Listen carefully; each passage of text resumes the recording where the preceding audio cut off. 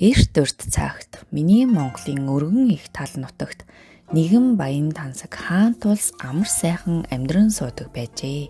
Тэр улсын хаан 3 сайхан охинтой юм гин. Хамгийн бага охин нь үзэсгэлэн төгс.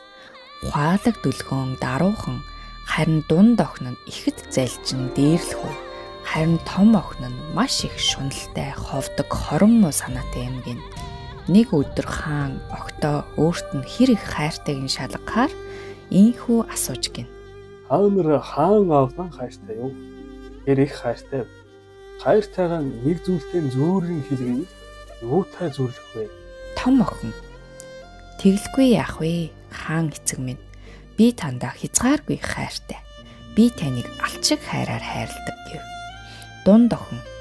Тэглэхгүй яах вэ? Хаан эцэг минь. Би тандаа хязгааргүй хайртай. Би таныг мөнгө шиг хайраар хайрладаг гэв. Харин бага охин. Тэглэхгүй яах вэ? Хаан эцэг минь. Би тандаа хязгааргүй хайртай.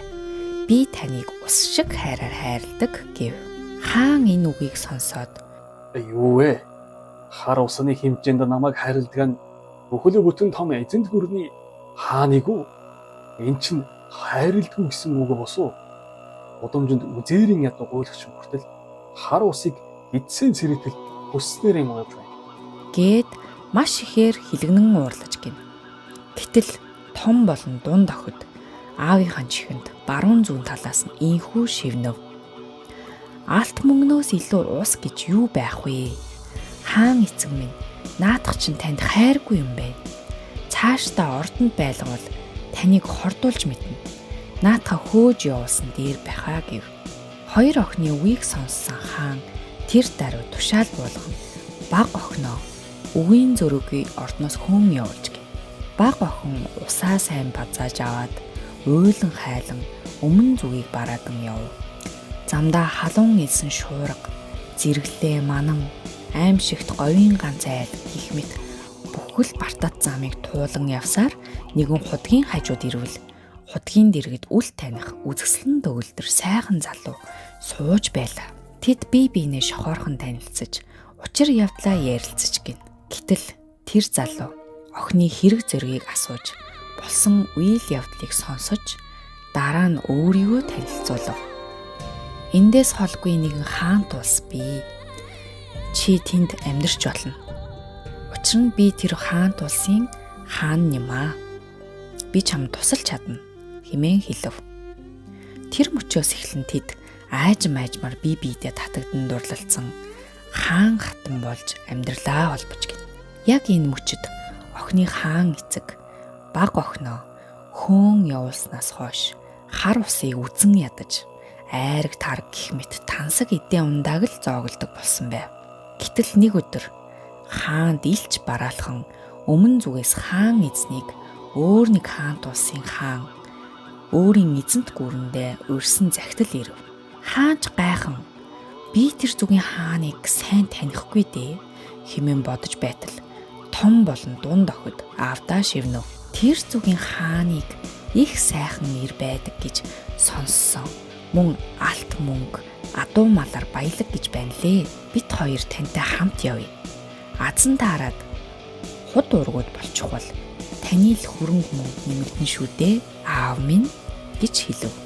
Хаан эцэг охидын үгийг сонсож явхаар шийдэв.